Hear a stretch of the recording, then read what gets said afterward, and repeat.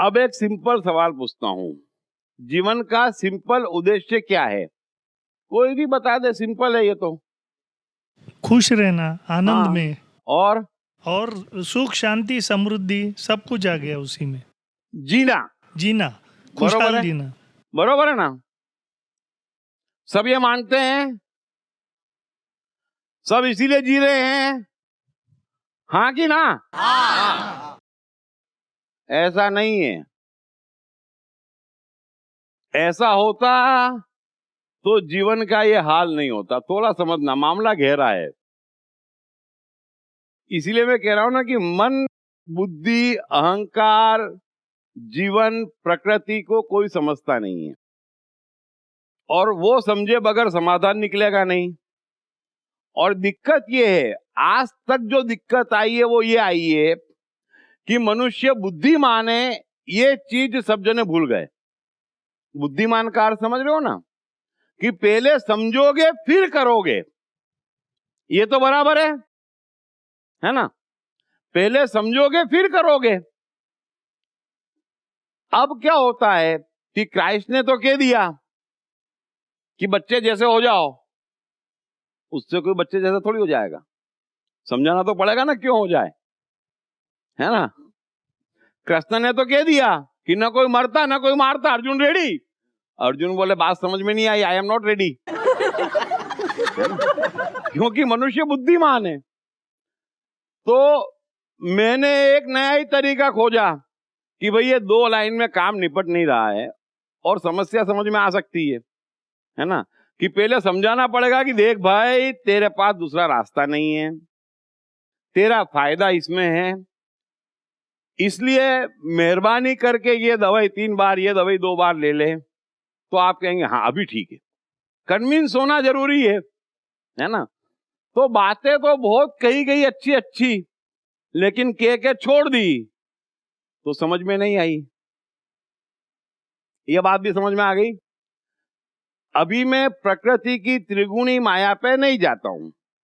यदि प्रकृति की कोई भी बात करेंगे तो वो त्रिगुणी माया पे आधारित है ना?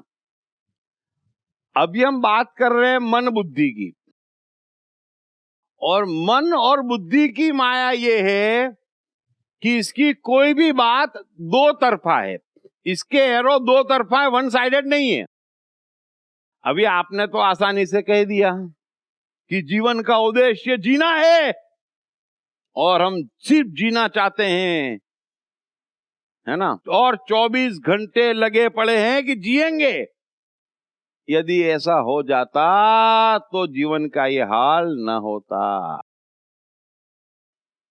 मन का तीर दो तरफा है, जीने की आरजू भी है और मरने की आरजू भी है।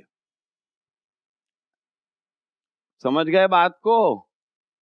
और मरने की आरजू भी बड़ी तगड़ी है, और वही आपसे तरह तरह के खेल करवा रही है ना? जीवन में सिर्फ जीने की आरजू हो किसी मनुष्य में, या जीने की आरजू ज्यादा हो, तो उसका जीवन तो खुद ही बोलता है। लेकिन ऐसा है नहीं। दुर्भाग्य से मैंने जितने जीवन देखे हैं, मैं कह सकता हूं 100 में से 99 में मरने की आरजू ज्यादा है बजाय जीने की आरजू के।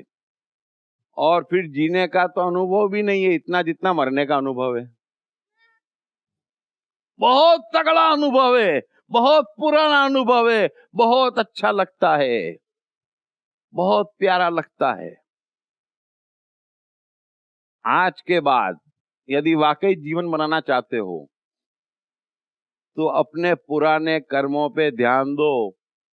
क्या जीने की आरजू वाला ऐसा करता? बड़ी गहरी बात कह रहा हूं। आज जो कुछ भी कह रहा हूं इंट्रोस्पेक्ट कर लो। क्या जीने की आरजू है, और कितनी है? और गौर करो मरने की आरजू कितनी है। थोड़ा थोड़ा सबके समझ में आ रहा है कि हाँ है, मरने की आरजू है भीतर कि नहीं है? कितने हैं जिनको समझ में आ रहा है? बोलो। आ रहा है ना? और मरने की आरजू ऐसा खींचती है कि ऐसे ऐसे काम करवा देती है कि हम बड़े बड़े संकटों में फंस जाते हैं, है ना। अब दो बात समझना, मैं आज आपको पूरे मनुष्य जाति के ज्ञान का इतिहास बताऊंगा ताकि पूरे विश्व को पता चले कि उलझन कहां है। मन में सिर्फ जीने की आरजू होती तब तो बात समाप्त हो जाती थी, लेकिन मन का तीर दो तरफा है, एक पावर नहीं मिलता है ना।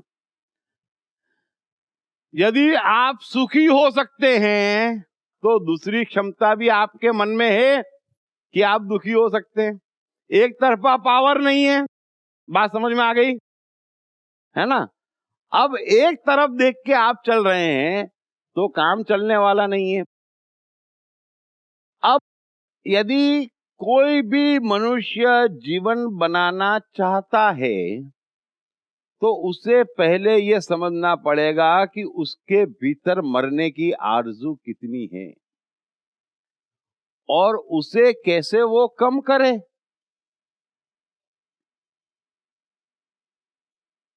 अब जो बाहर शिक्षाएं उपलब्ध है उसमें भी मरने की आरजू तगड़ी है, और मरने की आरजू आज की नहीं है, युगों की है, युगों से ज्यादा तगड़ी है।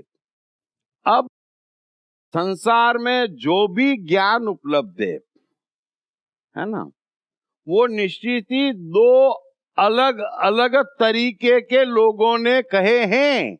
ये बात पूरा विश्व समझ ले।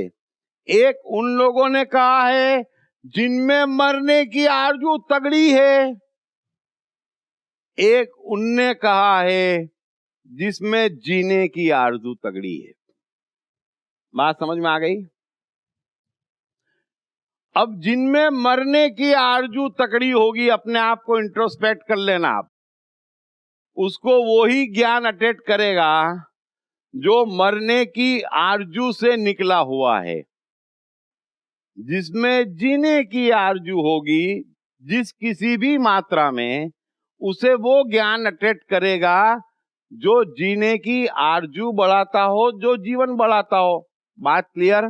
जो मरने की आरजू का ज्ञान है वो बुद्धि अहंकार से निकला हुआ ज्ञान है, और जो कुछ भी मरने की आरजू का ज्ञान आप ग्रहण करते हैं वो बुद्धि अहंकार से ग्रहण करते हैं, आंख कान से ग्रहण करते हैं। और वो ज्ञान यदि आप ग्रहण करते हैं तो विज्ञान की किसी लेबोरेटरी को यह बात सिद्ध करने की जरूरत नहीं है कि आपके अंदर मरने की आरजू है। की जरूरत है नहीं है ना। जीवन का हर युद्ध एक ऐसा माइंड गेम है जिसे तरह तरह की साइकोलॉजिकल ट्रिक्स आजमाए बगैर जीता नहीं जा सकता। पढ़िए बेस्ट सेलिंग लेखक दीप त्रिवेदी की नई किताब युद्ध की साइकोलॉजी।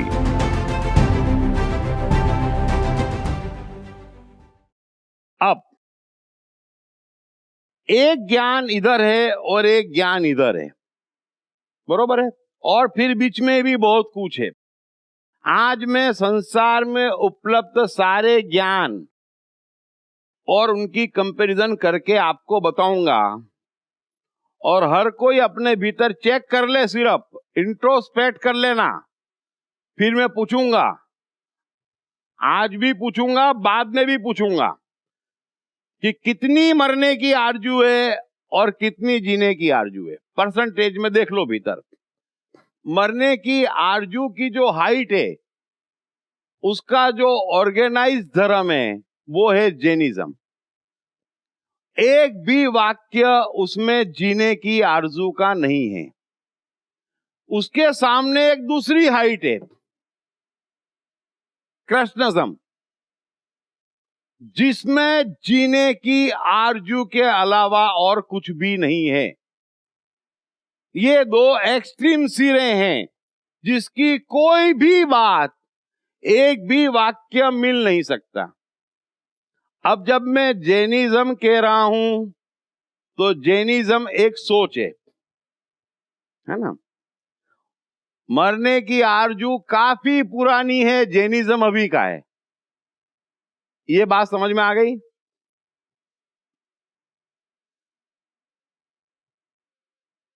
अब मैं एग्जाम्पल देता हूं, बात जल्दी समझ में आ जाएगी। युद्ध के मैदान में अर्जुन, बरोबर है, अचानक बोलता है कि मैं युद्ध नहीं करूंगा, भाग जाऊंगा यहां से, संन्यास ले लूंगा। और कृष्ण आश्चर्यचकित है।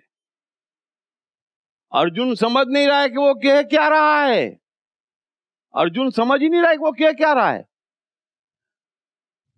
अब यदि अर्जुन समझ जाता तो बात समाप्त हो जाती। कितना बुद्धिमान है अर्जुन, फिर भी नहीं समझ रहा है कि वो कह क्या रहा है। वो ये समझ ही नहीं रहा है कि मैं युद्ध के मैदान में खड़ा हूं, सामने खड़े हैं कर्ण, द्रोण, भीष्म, दुर्योधन। मैं कहूंगा कि मैं भाग जाऊंगा तो क्या ये लोग मुझे भागने देंगे? मार ही डालेंगे। लेकिन समझ में नहीं आ रहा है। उसे ये भी समझ में नहीं आ रहा है कि यार मैं भाग जाऊंगा तो मेरे भाइयों का, मेरे पुत्रों का क्या होगा, जिनमें मेरी जान बसी है। समझ में नहीं आ रहा है। उसे यह भी समझ में नहीं आ रहा है कि यदि मैं भागने में सफल भी हो गया और फिर जब खबर आएगी कि तेरे पुत्र मारे गए पहले दिन ही, क्योंकि अर्जुन नहीं है तो 1 घंटे का काम है द्रोण के लिए, भीष्म के लिए, कर्ण के लिए इनको मारना। तो तेरे भाई मारे गए, तेरे पुत्र मारे गए, द्रौपदी को फिर से उठा के ले गया दुशासन, तब तेरा क्या होगा समझ में नहीं आ रहा है। क्यों? क्योंकि मरने की आरजू उसमें प्रबल हो गई। समझ लेना, यानी जैनिज्म हावी हो गया। इसलिए मैं कह रहा हूं कि जैनिज्म एक टेक्नोलॉजी है।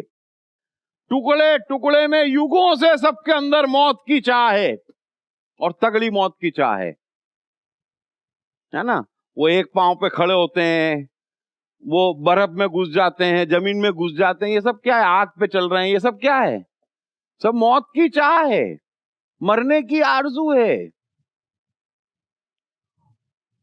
कई बार सबको मालूम है, खुद ही बाल नोचते अपने गुस्से में, है ना, दीवार से थोड़ा ढूं ढूं ढूं ढूं। ये सब क्या है? मौत की चाह है। तो अर्जुन मौत की चाह का शिकार हो गया। और दूसरी बात, जब मौत की चाह पकड़ती है ना, जब शैतान इस कदर हावी होता है तो आदमी बातें बड़ी बड़ी करता है। तो अर्जुन की सारी बातें बड़ी बड़ी है। इसीलिए मैं हमेशा कहता हूं, बड़ी बात करोगे मैं घबरा जाऊंगा, क्योंकि जरूरत नहीं है। अभी मुझे खाना खाना है, हाँ, मुझे ऑफिस जाना है, उसमें आत्मा ना परमात्मा ना कुंडलिनी ना क्या लेके आया था ना क्या जरूरत है भाई। ऐसी बातें कब करता है आदमी? जब बॉस कहता है नौकरी से भाग जाओ, तब तो समझ में आता है क्या लेके आए थे, क्या लेके जाएंगे। अभी भलते ही। तो जितनी मरने की आरजू उतनी ऊंची बातें। ये डायरेक्ट कनेक्शन है साइकोलॉजिकल। तो ये बात समझ में आ गई कि मरने की आरजू पुरानी है, लेकिन इंडिविजुअल थी, टुकड़े टुकड़े में थी। जैनिज्म ने उसे ऑर्गेनाइज कर दिया। जिन भी महाज्ञानियों ने, है ना, जैनिज्म लिखा, उन्होंने उसको ऑर्गेनाइज कर दिया कि भाई मरने की आरजू, बस जीने की बात ही मत करो। अब सामने कृष्ण है, मरने की बात ही मत करो। तो 2 एक्सट्रीम सिरे हैं। ये बात समझ में आ गई। एक शब्द इनका कभी मिल नहीं सकता, ये बात तो सबको मालूम है। इसीलिए विचारों को, कृष्ण को नरक में सड़ाओ, ना कोड़े डालो, ना माफी मंगवाओ, ना हाँ हाँ भाई बड़ा दुष्ट है कृष्ण, छोड़ो उसको। बात समझ में नहीं आएगी, क्योंकि दोनों सिरे अलग हैं। अभी युधिष्ठिर का अपनी पत्नी को दांव पे लगाना, ये भी जैनिज्म है ना। मरने की आरजू हावी है, ये पागलपन है। ये जो भी आप करते हैं, आप इन दोनों सिरों के बीच में खुद को खोज लो। बड़ी बड़ी बातें करते हो जब भी, तब समझ लेना कि कहीं ना कहीं मरने जा रहे हो, वरना बड़ी बातों की जीवन में आवश्यकता नहीं है। जब भी ऐसी हरकतें करते हो तब समझ लो कि मरने की आरजू है। और मैं आज चाहता हूं कि मैं थोड़ा विस्तार करूंगा। आप सब जने अपने भीतर चेक कर लें कि क्या आप में जीने की आरजू है या मरने की, और दोनों कौन सी कितनी है। क्योंकि जब तक आपकी मरने की आरजू कमजोर नहीं होगी, आप अपनी सहायता नहीं कर पाएंगे अच्छे से, है ना। मैं कितना भी आपको उकसाऊं कि जी लो, कुछ भी नहीं है, कोई टेंशन नहीं, सब बढ़िया है, लेकिन बात आगे बढ़ेगी नहीं। क्लियर? सबके समझ में आ रही है बात कि नहीं आ रही है? क्लियर हो गया? अर्जुन युधिष्ठिर, है ना। जीवन का हर युद्ध एक ऐसा माइंड गेम है जिसे तरह तरह की साइकोलॉजिकल ट्रिक्स आजमाए बगैर जीता नहीं जा सकता। पढ़िए बेस्ट सेलिंग लेखक दीप त्रिवेदी की नई किताब युद्ध की साइकोलॉजी। अब मैं आपको एक तरफ जैनिज्म और एक तरफ कृष्णिज्म, बरोबर है, ये दोनों सोच बताता हूं, फिर आप अपने आप को इंट्रोस्पेक्ट करो, है ना। ब्राह्मण भी एक सोच है, समझ लेना, मैं सोच की बात कर रहा हूं, ज्यादा डिटेल में घुसना मत, है ना। बिल्कुल कृष्ण हमारे हिंदू थे, कृष्ण कतई हिंदू नहीं थे, है ना। उन्होंने हिंदू शब्द का प्रयोग भी नहीं करा, और इतना छोटा उनको बनाना भी मत। तो ये एक एक्सट्रीम सोच है और हमें उपलब्ध है, ये हमारा भाग्य है। तो हम चर्चा कर पा रहे हैं, मेरे को समझाने में आसानी हो रही है ना। ब्राह्मण भी एक सोच है ना। तो पुरानी ब्राह्मण सोच क्या है कि भाई मांग के खाना और ये शूद्र है, ये है वो, अब एक सोच है, जिसमें ये सोच है वो ब्राह्मण है। ब्राह्मण होने से कोई ब्राह्मण नहीं होता, जैन होने से कोई जैन नहीं होता, और कृष्ण की तो बात ही मत करो, वो तो मैं आऊंगा तब समझ में आएगा कौन कितना कृष्ण भक्त है ना। उसको छोड़ते हम। अब समझना दो चीजें। पहली बात, जैनिज्म का आधार क्या है? आधार ये है कि सब त्यागो, किसी भी चीज में ईश्वर नहीं है, सब त्यागो, छोड़ दो, बरोबर है, सब छोड़ दो। और छोड़ते छोड़ते कहां तक आओ? ऐसा नहीं है कि सूट में नहीं है, धोती में नहीं है ना, कि भाई वेस्टर्न ड्रेस में नहीं है, ऐसा नहीं है, इंडियन ड्रेस में भी नहीं है, त्यागो। फिर भोजन में भी त्यागो, ऐसा नहीं है कि पिज्जा में नहीं है, फलाफल में नहीं है ना, मासूम बेचारे आलू में भी नहीं है, लहसुन में भी नहीं है, प्याज में भी नहीं है, कपड़ों में भी नहीं है। तो त्यागो और भागो, बरोबर है। अब ये जो त्यागो और भागो है, इसका अर्थ ये है कि ये संसार में भगवान ने कुछ नहीं बनाया है, बड़ी गड़बड़ कर दी है ना, बहुत गड़बड़ है। क्लियर हो गया ये? अब सामने कृष्ण कह रहे हैं कि सब कुछ भगवान ने बनाया है, और भगवान से भगवान ही पैदा हो सकता है, दूसरा कुछ पैदा ही नहीं हो सकता।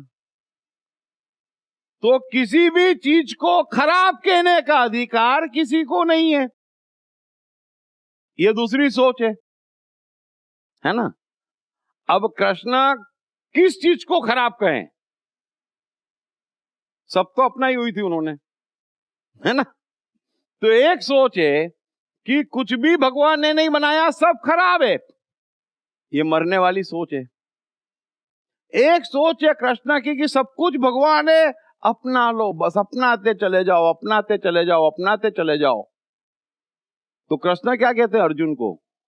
जब अर्जुन पूछता है कि कहां है प्रभु, अरे बोले बोलना कहां नहीं है, अंदर भी वो है, बाहर भी वो है, सूर्य, चांद, तारे, हिमालय, तू जहां जहां नजर फैलाता है सब जगह भगवान है। और अंदर, अंदर काम, क्रोध, अहंकार, उसमें भी भगवान है ना। कहां नहीं है बोल? अर्जुन तू निगाह उठा, अंदर बाहर झांक, और ऐसी आइटम एक खोज के ला जिसमें भगवान नहीं है। जैनिज्म कहता है किसी में भगवान नहीं है सिवाय मोक्ष के। बात समझ में आ गई? अब अपने भीतर झांक लेना,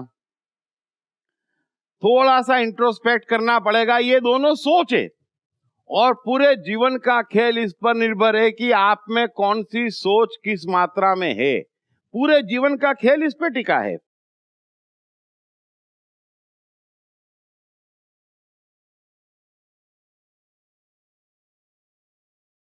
अभी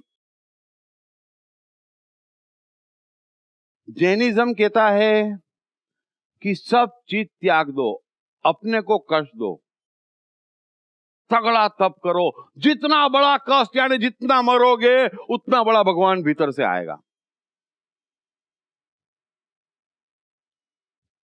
कृष्ण कह रहे हैं त्यागने की बात ही मत करो, लूट लो, जितना मिलता है लूट लो। रास मिलता है रास लूट लो, गोपियां मिलती है गोपियां लूट लो, धन मिलता है धन लूट लो, आनंद मिलता है आनंद लूट लो, ज्ञान मिलता है ज्ञान लूट लो, ध्यान मिलता है ध्यान लूट लो, लूट लो। तुम इस जगत में लूटने को आए हो, ये पूरा जगत परमात्मा का, जहां जो मिलता है लूट लो। बरोबर है? अब ये एक सोच है, शास्त्र लिखने वाले जैन शास्त्र लिख के चले गए, कितने जैन उसमें मानते हैं, कितने हिंदू उसमें मानते हैं, उस चर्चा पे मैं आता हूं। अभी जैन लोग भी घूमने जाते हैं स्विट्जरलैंड वगैरह, है ना, पेरिस वेरिस घूमने जाते हैं, तो वहां जाके क्या करते हैं? कोई आके ये तो नहीं कहता कि मैं बाथरूम में बैठा, मैंने एफिल टावर भी त्यागा, स्विट्जरलैंड की पहाड़ियां भी त्यागी, कुछ नहीं देखा, मैं सज्जन जैन हूं। कोई कहता है ऐसा? वहां जाके क्या करते हैं? लूट लो, जितना मर्जी है लूट लो, है ना। हाँ, भले खाखरा घर से लेके जाओ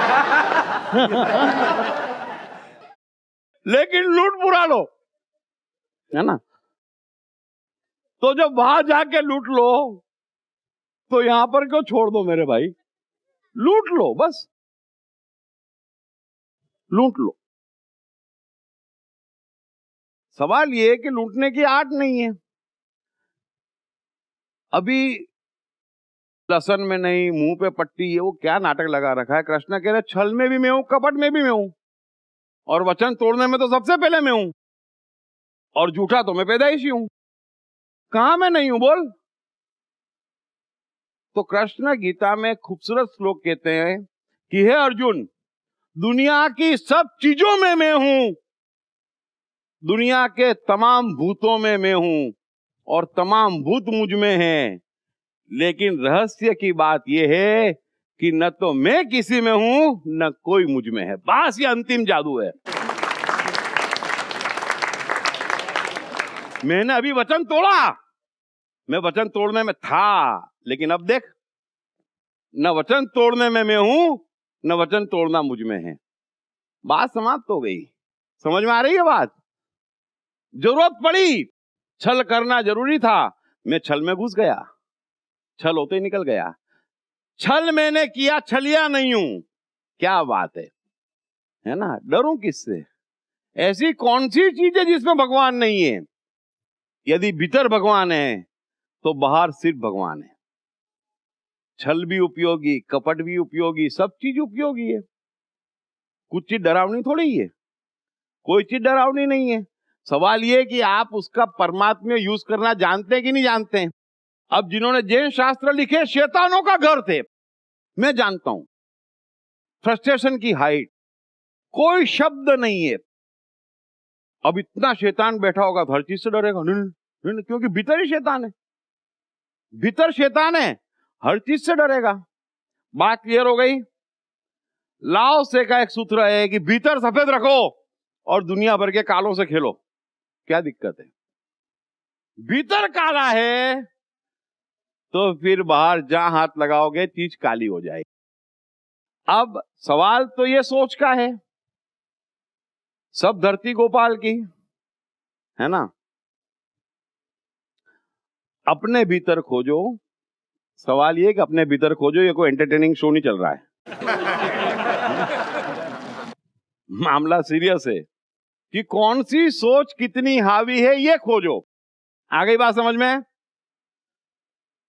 जीवन का हर युद्ध एक ऐसा माइंड गेम है जिसे तरह तरह की साइकोलॉजिकल ट्रिक्स आजमाए बगैर जीता नहीं जा सकता। पढ़िए बेस्ट सेलिंग लेखक दीप त्रिवेदी की नई किताब युद्ध की साइकोलॉजी।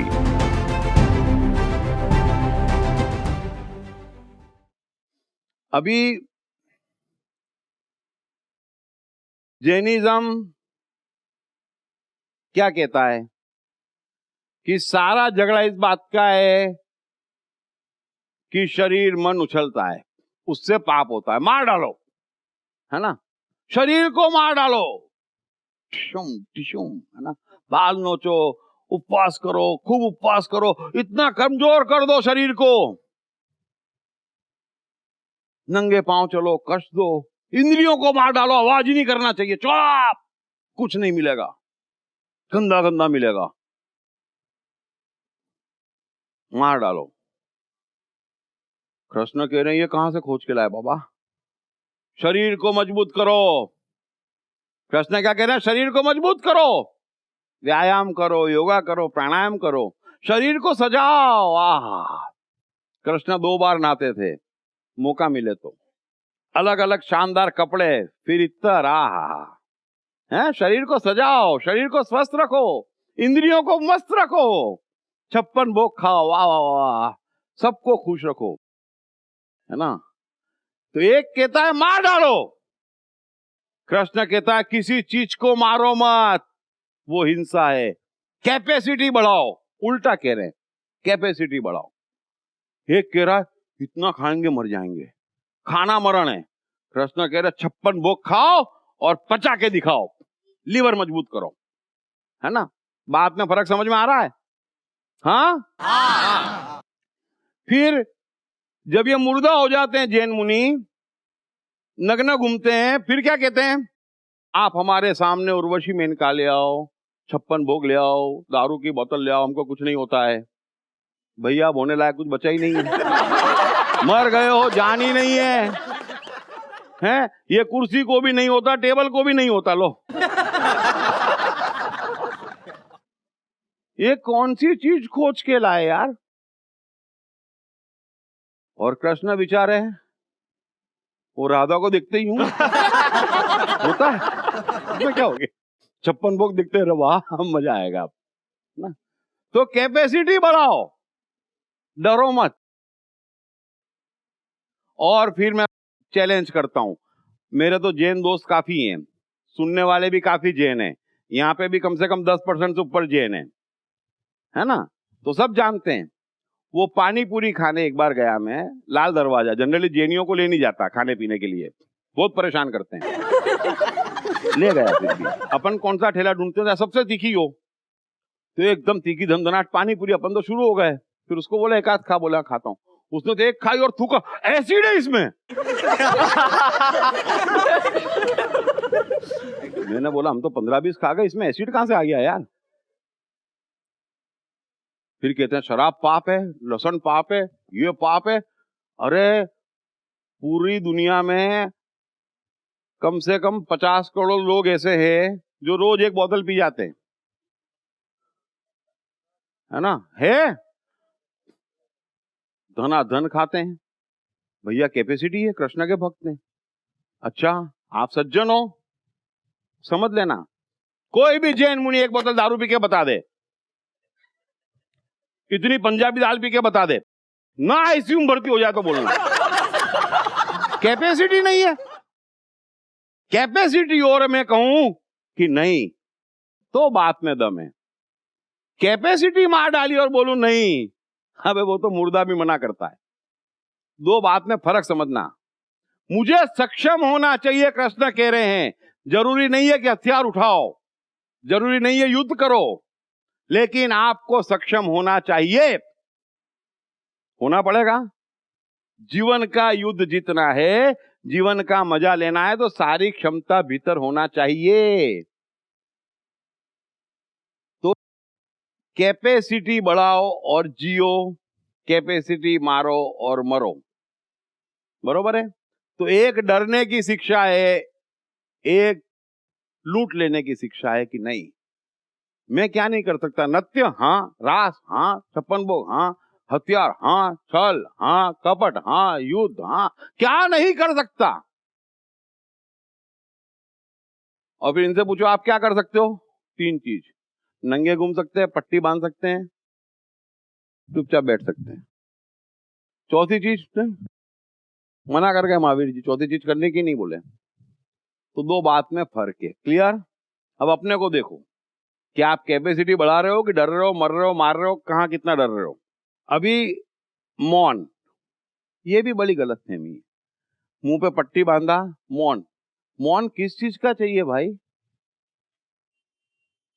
मौन होता है बुद्धि अहंकार का, कि वो उसको चुप रहना चाहिए। समझ लेना आप लोग भी, मौन बुद्धि अहंकार का चाहिए।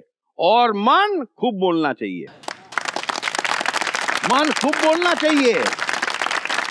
मन से कला निकलती है। सारी कविताएं, साहित्य, कहानियां, ये फिल्में, ये स्क्रिप्ट, ये मन से लिखी है। ये विज्ञान, ये मन से निकला है। और वो कब निकलता है? जब बुद्धि अहंकार पे ताला। इनका बुद्धि अहंकार मजबूत है और मन पे ताला। शिक्षा ही उल्टी है। तो मन से कुछ निकलता ही नहीं है, मन से निकलने वाला भी नहीं है। और ये दिक्कत है। जिसकी सोच पे जैनिज्म हावी होगा, वो कभी विज्ञान और कला के क्षेत्र में कुछ नहीं कर पाएगा। विज्ञान और कला के क्षेत्र में वही कर पाएगा जिसकी सोच में कृष्ण हावी होगा। और सारे कलाकारों को देख लो, कलाकार और लाइफ लवर ना हो, यह संभव ही नहीं है। है संभव? कलाकार लाइफ लवर होगा, जो मरेगा उसमें से कला नहीं निकलेगी, क्योंकि बुद्धि अहंकार बोलेगा, मन बोलेगा ही नहीं। ये सिद्धांत है कि दो में से एक बोलेगा। फिर भी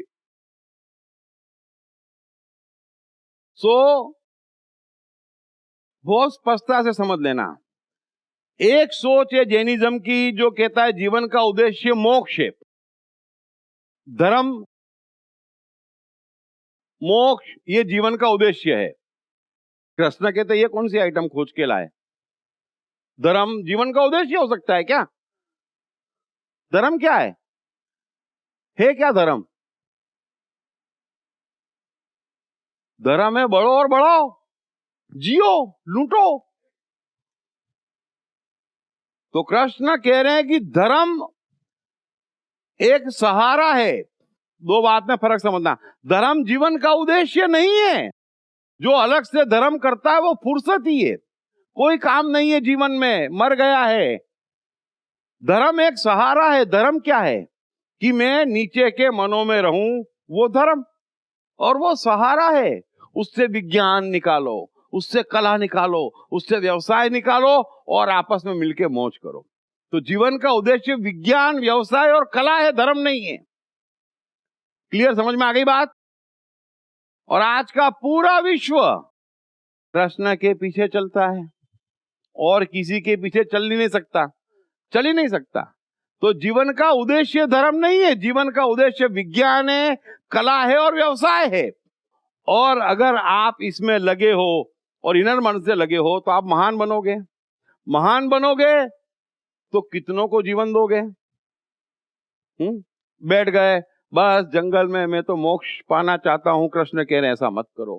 गीता में भी बड़े दर्द से कृष्ण ने कहा है कि इस सोच को बंद करो। अरबों अरबों अरबों वर्ष लगे हैं मनुष्य को आने में। अगर ये सोच हावी हो गई तो मनुष्य का अस्तित्व ही मिट जाएगा। फिर करना 500 अरब वर्ष इंतजार कि मनुष्य कब आएगा, मनुष्य कब आएगा, मनुष्य कब आएगा। नहीं, अब मनुष्य को इस धरती से गायब नहीं होने देना है। इसलिए विज्ञान, व्यवसाय और कला, और कृष्ण तीनों में पारंगत थे। पूरी गीता विज्ञान। व्यवसाय तो कृष्ण ने एक से एक किए। माखन, दही, मिठाई की दुकान से लेकर गहने बनाने से लेकर एक्सपोर्ट इंपोर्ट सब किया। और कला के बाबत में कहने की जरूरत ही नहीं है ना? किसी को भी कह दो तू कृष्ण जैसा या कलाकार, एक ही बात है ना? बरोबर? तो कलाकार तो कृष्ण है ही। तो ये बात भी समझ में आ गई कि जीवन का उद्देश्य धर्म नहीं है। जो धर्म अलग से करते हैं वो फुर्सत ही है। सरेंडर कर दिया कि हम कुछ नहीं कर सकते, किसी काम के नहीं बचे। यानी कि एक शिक्षा तुमको जानवर से नीचे ले जाना चाह रही है और कृष्ण की शिक्षा तुमको परमात्मा से ऊपर ले जाना चाह रही है ना? परमात्मा क्या है? दृष्टा है। कृष्ण कह रहे कि वो तो बेचारा दृष्टा है, छोटा है, उससे बड़े बनो, दृष्टा भी रहो और भोक्ता भी रहो। यानी परमात्मा से ऊपर हो गए। बात समझ में आ गई? परमात्मा से ऊपर। और एक बोल रहा है कि पीछे जाओ पीछे जाओ पीछे जाओ, जानवरों से पीछे जाओ, मुक्त हो जाओ और वस्तु बन जाओ। जमीन आसमान का फर्क है। और अपने में खोजना, अभी मैं कुछ बोल नहीं रहा हूं किसमें कितना है, लेकिन यूं यूं मत करना, सब में छिपा पड़ा है ना, काफी छिपा पड़ा है। और कितनी मात्रा कृष्ण की है और कितनी मात्रा जैनिज्म की है, वो बराबर खोजना। जीवन का खेल उस पर टिका है, किसमें कितनी मात्रा जैनिज्म की है, कितनी कृष्ण की, पूरे जीवन का खेल उस पर टिका है। जीवन का हर युद्ध एक ऐसा माइंड गेम है जिसे तरह तरह की साइकोलॉजिकल ट्रिक्स आजमाए बगैर जीता नहीं जा सकता। पढ़िए बेस्ट सेलिंग लेखक दीप त्रिवेदी की नई किताब युद्ध की साइकोलॉजी।